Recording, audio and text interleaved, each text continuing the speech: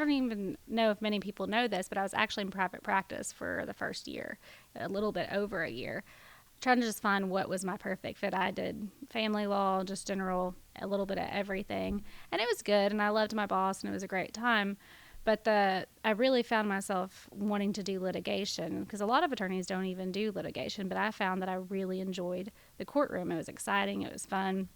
And so the prosecuting attorney's office had a vacancy come up, which was really rare back then. They never were open.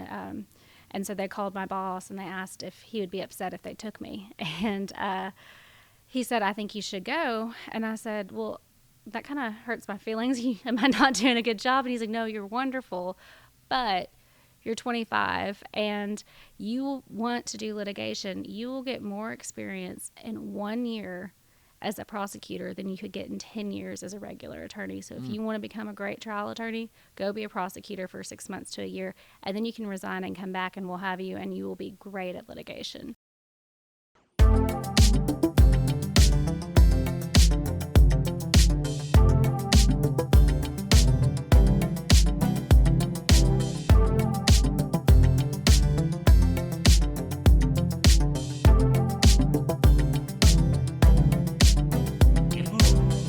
What is up, Spa City? Welcome to the Specific Chiropractic Center's podcast, the Spa City Podcast.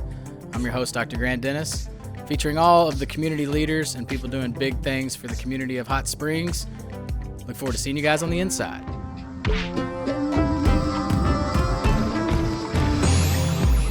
Petro this week, District Court Judge to be, coming up on a big election here. Thanks for coming on today, Kara. Thanks for having me, Grant. So I know you're on the way to Oaklawn, and you're about to have a really big day. You're in the middle of campaigning. You got a lot going on. We were at the Boots and Gowns Gala last night, which was super fun, by the way. Shout out Ernie Hines for putting on a great event. I know you got a lot going on, so I know you're super busy. So I'm just going to get right into this because I know the viewers want to know a lot about you because they need to go on Election Day, February 20th. So early voting's February 20th, and it goes all the way up to Election Day, which is March 5th. Okay, so on February, so they can vote from February 20th all the way to the 5th. Yes. So when you go in there, you're going to go in and you're going to hit Kara Petro on Circuit District Court Judge. But what is so I know that I want our viewers to know a little bit about kind of the background, and we're going to start with the fact that you grew up here. But I want to first start with the fact that you were a deputy prosecuting attorney first, right out of law school, correct? That's where I started, and then I was promoted to the chief deputy prosecuting attorney. Gotcha. And so you were doing that, and then Judge Hernsberger retires? She retired, and then she asked the governor to let me take her place. And through a very long vetting process and recommendation letters from a lot of people, every single Garland County State Representative, Senator Matt McKee, Bill Burrow, our city manager, Daryl Mahoney, our county judge, Steve Arison. They all sent in letters of recommendation asking the governor to appoint me. So we sweated it out from May to July, and then I became a circuit court judge, taking over Judge Hernsberger's position in Division 4, and that was July 7th. So what are is there any real differences between like circuit court judge and a district court judge, for those who don't know? Yes. So circuit court, it's all different. Some have family law. We all have different divisions of how we do it. But in circuit court, my docket is 50% of the felonies criminal. So I see anything from theft of property over 1,000, a drug case, to capital murder, death penalty cases, to rape. Anything like that, I see 50% of those felonies. I also have probate and civil, which after having been a prosecutor for so long, we've been doing a lot of studying, but I do, I rolled in there and day one knew how to do the criminal, but it's all coming together really well. It's a great fit. Now, district court is going to be different. I practiced in district court for about 5 months when I first became a prosecutor, but then I was promoted to circuit court. But I filled in down there a lot. I'm very familiar with district court. It's very high volume. It's very quick. You have like 40,000 people go through, if not more. It's anything from a traffic ticket. It's where we see the majority of our citizens. So it's from speeding to failure to yield to DWI, shoplifting, theft of property under 1,000. It's also where people can go get orders of protection if a family member is getting violent, mental commitments if a family member is having issues and needs treatment, unlawful detainers for our people that are doing rentals and having issues with tenants and things like that. So it's just a totally different landscape. Now, it does have every felony case does start in district court. It just doesn't stay in district court. So when someone's arrested, they have to be seen within a certain amount of time. So you have to see them within 48 hours. So the district court judge Wow. looks over the facts constituting probable cause that the officer prepares, and they say, is there enough here to go forward? Is there enough? Not saying it's beyond a reasonable doubt, but is there probable cause here? And that finding's made by the district court judge. And then they set what they feel is an appropriate bond for that offense based on many factors. Are they a resident? What's their criminal history? There's a whole statutory amount. And then, so that's a very important position, because even though the felonies don't stay in district court, that has a big outcome on the case once it goes to circuit. Yeah. You know, it's crazy when you're naming off all these things. Like, being from here, I know you're from here as well. You're essentially keeping our streets safe. I mean, you're keeping, the rule of law. I mean, it's such a big deal, and I think that's why a lot of people need to realize the gravity of like how important it is someone like you ends up in a seat like that, because there's a lot of consequence behind that type of position. I want to talk about, just by the way, you're 36, for those who don't, you've accomplished a lot. That's incredible that you've made that trajectory all the way to 36. But I want to start with the fact that you're born and raised here. Give me kind of give our viewers a little bit of the kind of historical context of, I know you're a Lake Hamilton Wolf. I was a Ram. Everyone knows that. That's okay. We'll get over that today. It's okay. Yeah. And our viewers won't either. It doesn't matter if you're Lakeside or Lake Hamilton folks. You need to vote for somebody good. Yeah. But give us kind of the historical quick kind of time shot of up to this point. Well, funny story. So I'm the youngest of 6, and I'm the only one that was not born in Garland County, even though my mom was from here. She literally had me in Pennsylvania, and we moved right back. But, so I was raised here since I was 3. But yes, I've been here since I was 3 years old. I grew up on a horse farm in West Garland County. It's I'd say about 10 minutes away from Lake Hamilton School. Big family, lots of fun farm time, and I think that's where I got my start in arguing. I happened to be the youngest holding my own. And then, Lake Hamilton was great. It was a great experience. Lots of friends. It was just a good environment to grow up in. When I graduated, I went to UCA, and I did English and political science. Well, I kind of started off thinking I might want to be a dentist, but okay. Lots of dentists and doctors in my family, but we quickly realized that I didn't have a calling for that, and was terrible at math and very good at English and history. And since I was a kid, I loved those murder mystery books and loved all that kind of excitement. So switched to being a lawyer, and it was just the best decision I ever made. So then I go to law school in Fayetteville, and had a great time in Fayetteville. I graduated from the UCA on the president's list, got a scholarship to Fayetteville. It was the best 3 years of my life, made wonderful lifelong friends, just exposed to so much, and it was a perfect school and a perfect fit for me. But I can honestly say I was very ready to come home, because let's face it, Hot Springs has the lakes, it has the trails to go hiking.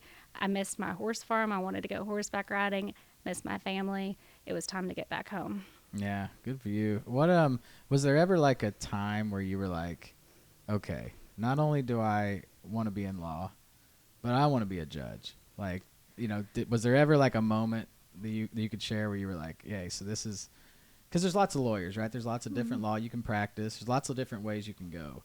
Like, when did you kind of know, hey, like, I want to be a judge? Well, I kind of have to back up, because it was a process. So I don't even know if many people know this, but I was actually in private practice for the first year, a little bit over a year, trying to just find what was my perfect fit. I did family law, just general, a little bit of everything. And it was good, and I loved my boss, and it was a great time. But I really found myself wanting to do litigation, because a lot of attorneys don't even do litigation. But I found that I really enjoyed the courtroom. It was exciting. It was fun. And so the prosecuting attorney's office had a vacancy come up, which was really rare back then. They never were open. And so they called my boss, and they asked if he would be upset if they took me. And he said, I think you should go. And I said, well, that kind of hurts my feelings. Am I not doing a good job? And he's like, no, you're wonderful, but you're 25 and you want to do litigation. You will get more experience in 1 year as a prosecutor than you could get in 10 years as a regular attorney. So if you want to become a great trial attorney, go be a prosecutor for 6 months to a year, and then you can resign and come back and we'll have you, and you will be great at litigation. So I went and I did district court, which is the position I'm running for. I handled that, which was traffic offenses, DWIs, shoplifting, things like that. Quickly got promoted to circuit court, where I handled general crimes, anything from drug cases, theft cases, aggravated robbery, things like that. And found that I was very good with children, and the children were drawn with me, and they weren't even my cases. It's just they would go to see the other attorneys, and they come into my office, and we just start chit chatting, and we just found that I'm small, I was young, and they just, it's a lot easier to talk to a 20-year-old female than it is a 40-something-year-old prosecutor. So I just got drawn to those cases. They spoke to my heart. They were so emotionally taxing, but so worth it. So it was the biggest impact. It was emotional, but it was worth every time. It was just worth everything to me, and it's where my heart was. And so I did that, and then as time went on, started doing the violent crimes, started doing the murders, and I was part of the team that put Eric Reed, he killed his wife and daughter in front of his grandchildren, which I was working with those children to testify. He's on death row for what he did. And so when Judge Graham, I know I'm giving you a long answer, but this was the path to becoming a judge. So Joe Graham was chief deputy prosecuting attorney and my mentor. And so he became district court judge and is still the other district court judge. I'm not running against him. It's just a different position. He was my mentor. Well, when he became elected district court judge, I was promoted to chief deputy prosecuting attorney. And at that point in time, I believe probably, I don't know for a fact, but from what I can gather, I was the youngest chief deputy prosecuting attorney in the state. And so my role changed. I handled the worst of the worst murders in addition to the worst of the worst child abuse and worst adult rape cases. But I also had to manage the attorneys and be a role model for the attorneys and have them come in and talk to me. And I had to teach them and explain to them and go over their cases with them. And it just kind of changed my role to just a leader. I became a leader.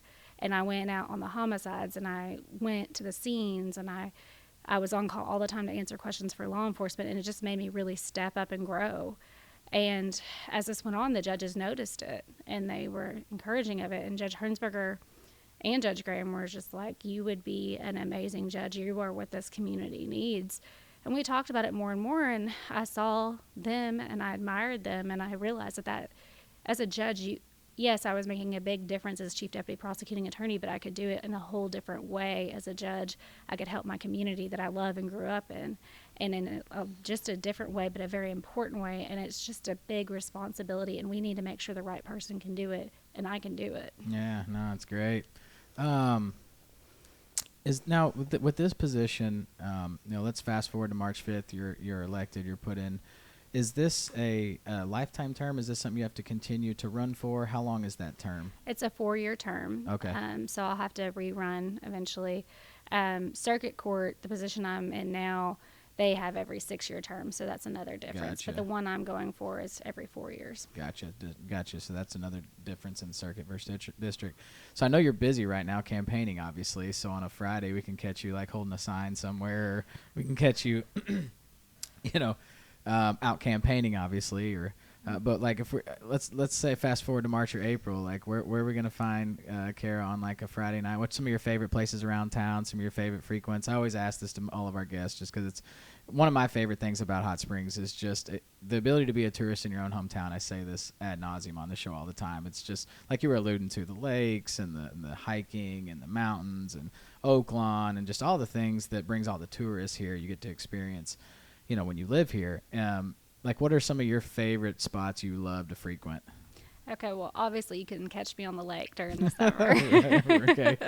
And horseback riding at the farm. But as far as around town, I love DeLuca's Pizza. I think we all love DeLuca's. That's a great place to go.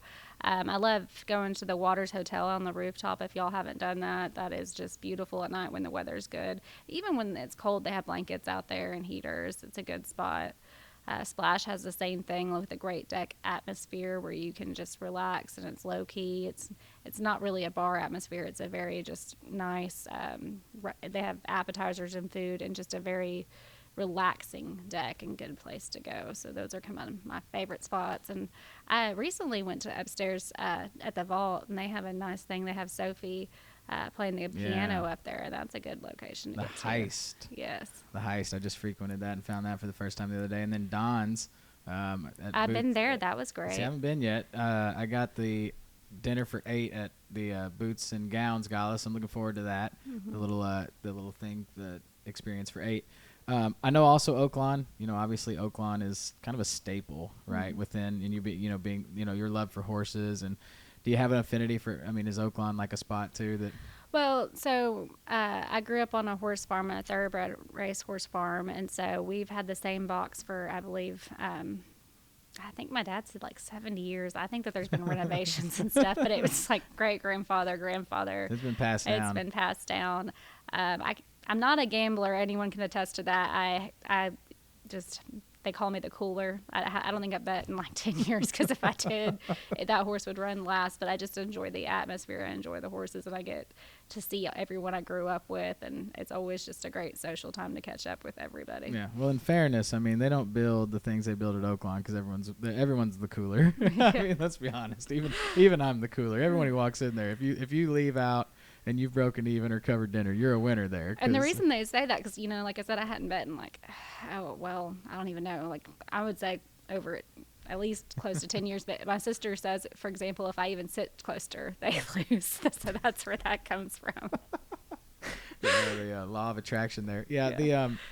So I know one thing, and I don't even know if this is, obviously in a courtroom setting, like that's a very serious setting. That's a very, it's a very, I guess serious is the word. I mean, it's just a very somber setting. I mean, do you ever catch yourself kind of trying to bring some light to that, or do you ever catch yourself kind of trying to, maybe not make light of the situation, but maybe, like you were saying with kids around? I mean, is there a time or is there a place for that, or is it pretty much just when you're a judge, it's what it is? We have to keep it that way. Well, it's kind of different. So circuit court, it's just serious. Like, it's very somber. Everything. I have to, when I put that robe on, I'm no longer just Kara. Like, I am Judge Petro, and it is my responsibility that everyone gets their day in court. Not only the state gets a fair experience in court, but the defendant. I have to protect everybody's rights. I have to be serious. It is not a laughing matter. It is, I mean, we're talking about prison. Yeah. And so, rightly so. It's just very somber. I'm not going to say that sometimes we don't laugh on a docket day because someone messes up or drops something or something like that. But it's a very formal court. Now, when I was a prosecutor, I would take those children up. I'd ask when the courtroom would be empty, and so I'd take the children up just so they could see what they were about to be dealing with, because it was so challenging for them.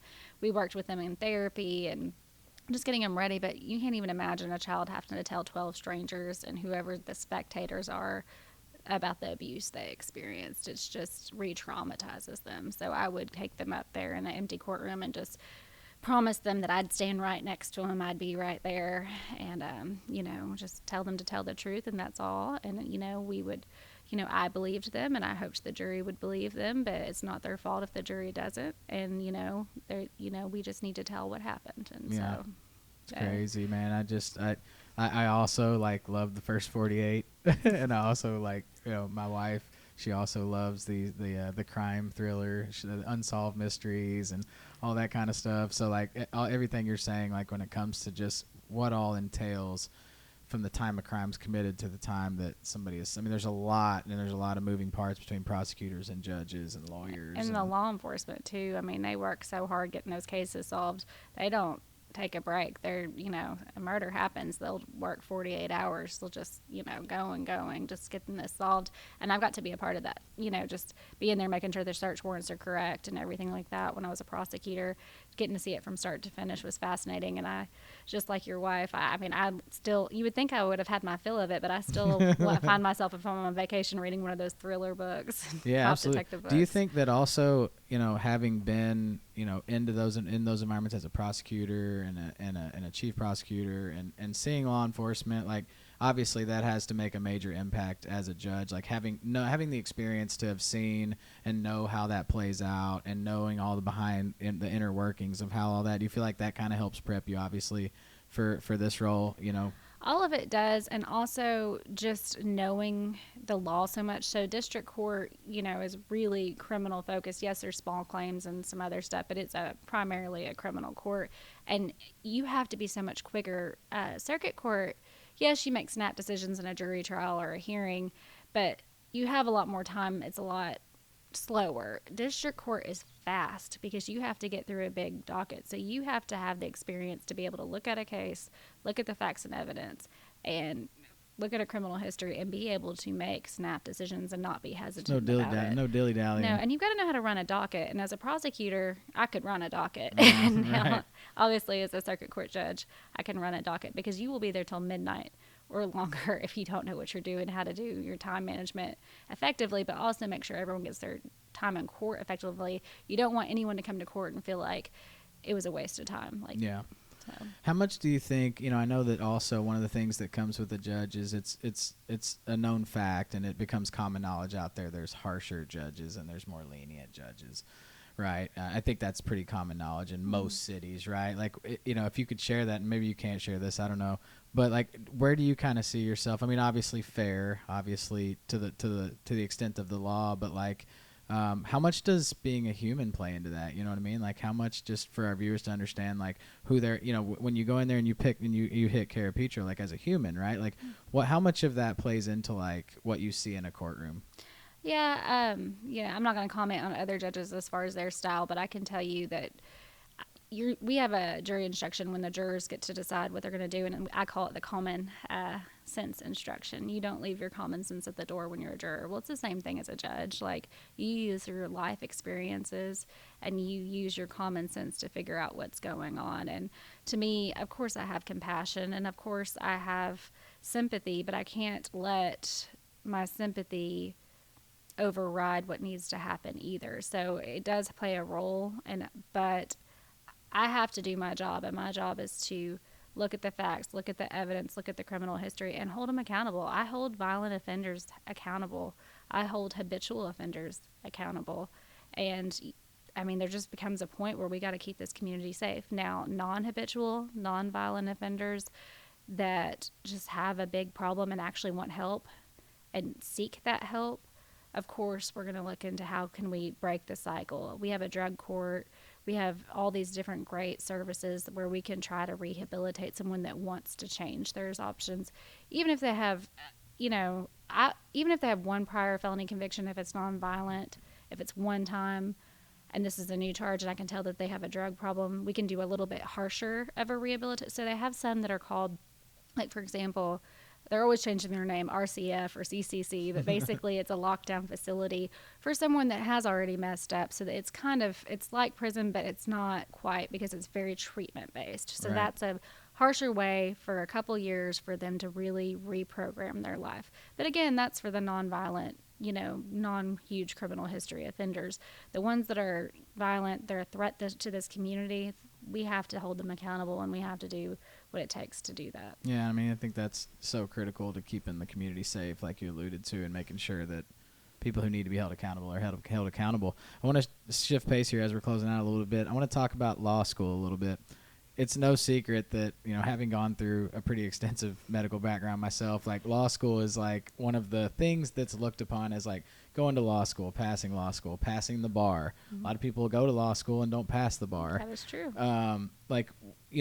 What was maybe like something you learned, or maybe something along the way through law school of going through something that difficult that you maybe learned about yourself that prepares you for this next step?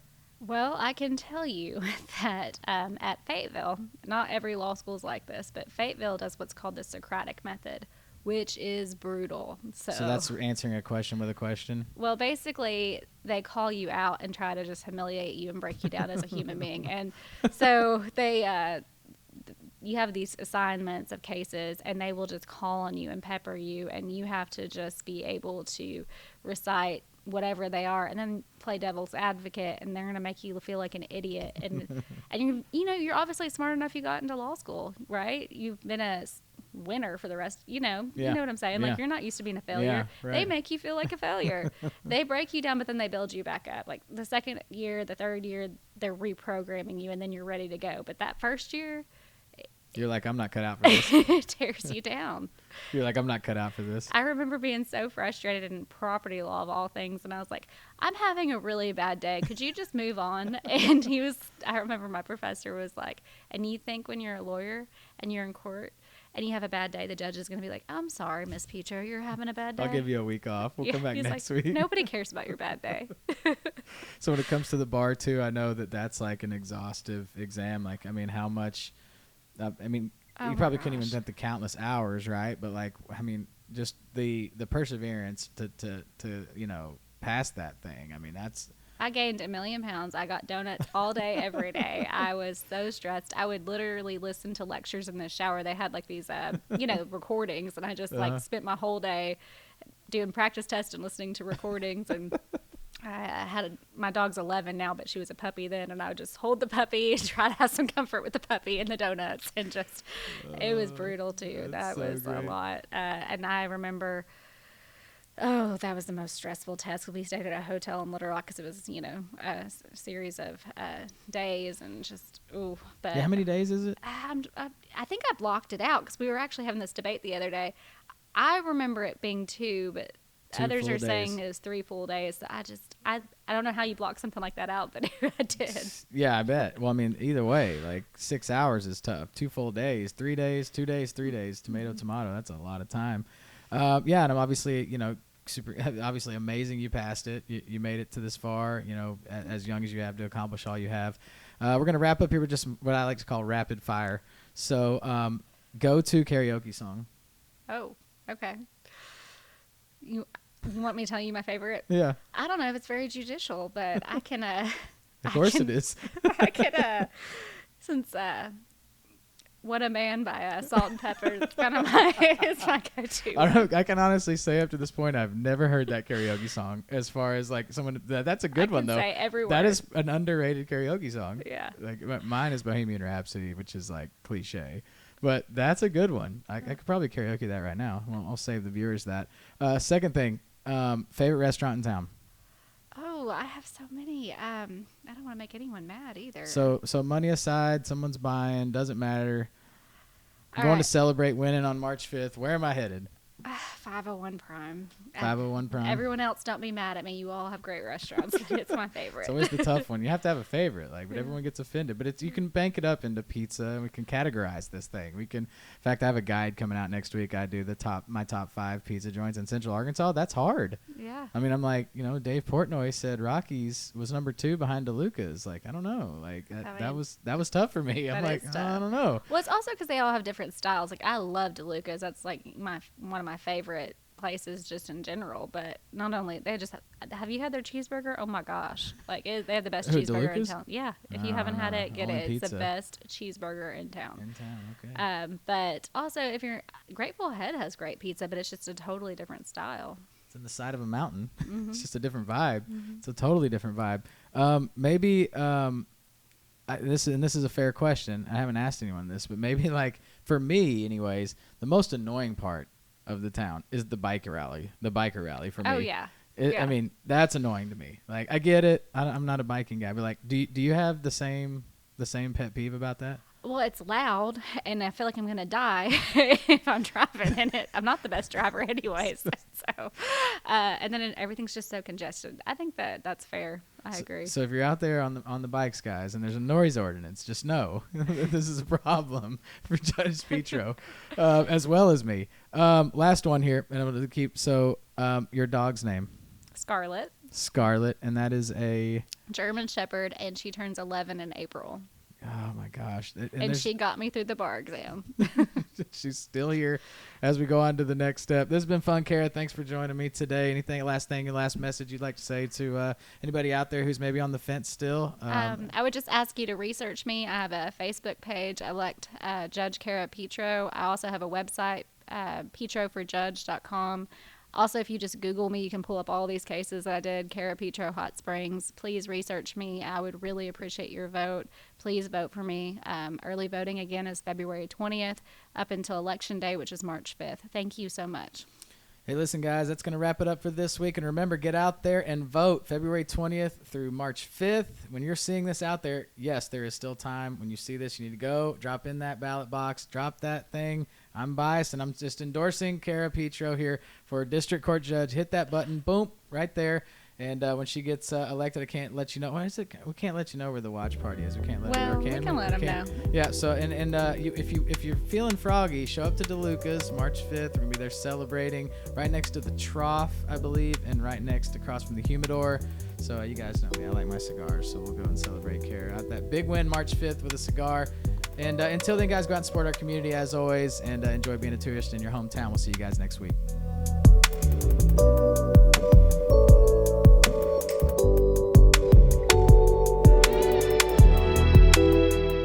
Thanks for joining us this week, guys, on another episode of the Spa City Podcast. And remember to subscribe to everywhere you listen to podcasts, Spotify, Stitcher, Apple Podcasts, YouTube, and check us out on social media.